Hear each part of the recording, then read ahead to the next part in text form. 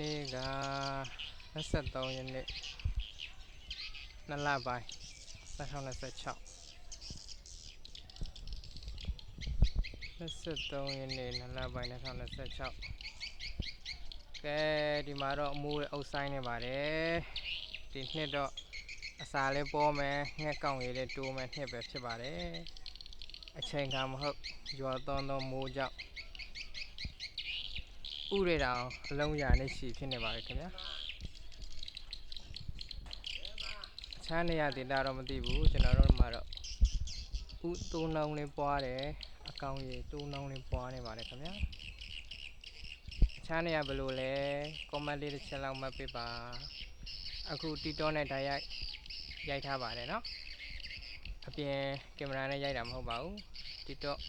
software ထဲကနေရိုက်ထားရတာပါအောက်မှိုင်းနေတယ်နေမသားပါဘူးနေမသားပါဘူးရာလီဥတုကဒါတောင်ပဲချိန်လဲဆိုတနာရီ38မိနစ်ဖြစ်ပါတယ်ဒါနေဝင်တဲ့အချိန်မဟုတ်သေးပါဘူးနေဝင်တဲ့ချိန်ဆိုရင်တော့ငှက်ရီကမရီတွက်နိုင်အောင်တော့များလိုက်မှထင်တယ်ဘာကြောင့်လဲဆိုတော့ဒီချိန်နေတောင်ဒီလောက်များတယ်ဆိုတော့နော်ဒါတော့ကင်မရာထဲမှာဆိုတော့လည်းမပြောတတ်ဘူးပေါ့ဘယ်လိုမြင်လဲမသိဘူးကင်မရာမှာဆိုအပြင်မှာဆိုရင်တော့ကြမ်းကျဲနေတာတော့အများကြီးပါပဲ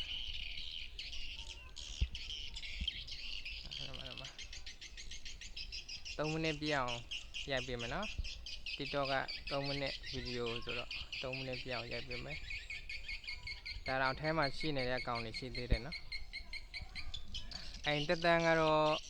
ဘယ်နှစ်ဒီ3လပိုင်းလောက်မှတစ်နှစ်ပြည့်မှာပေါ့နော်3လပိုင်းမှာတစ်နှစ်ပြည့်မယ်